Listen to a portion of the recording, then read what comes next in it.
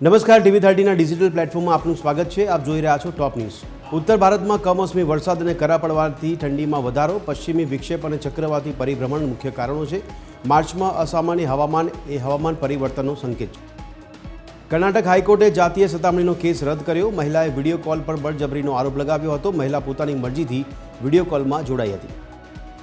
એનઆઈએએ મિઝોરમ સરહદ પર આંતરરાષ્ટ્રીય નેટવર્કનો પર્દાફાશ કર્યો. આતંકવાદી કાવતરામાં અમેરિકન અને યુક્રેનિયન નાગરિકોની ધરપકડ કરવામાં આવી. મ્યાનમાર જૂથોને તાલીમ આપવાનો લાગ્યો આરોપ. તો બિહારમાં મધ્યમથી ભારે વરસાદની ચેતવણી જારી કરવામાં આવી છે. પંજાબના ઘણા ભાગોમાં કરા અને વરસાદની ચેતવણી જારી કરવામાં આવી છે.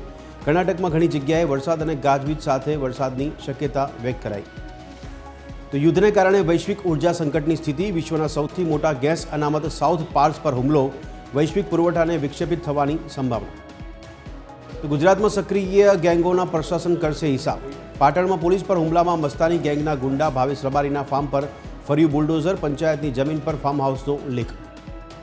સરકારની ગેરકાયદેસર સટ્ટાબાજી પર સ્ટ્રાઇક. સટ્ટો રમાડતી 300થી વધુ વેબસાઇટ અને એપ્લિકેશન્સ બ્લોક કરી.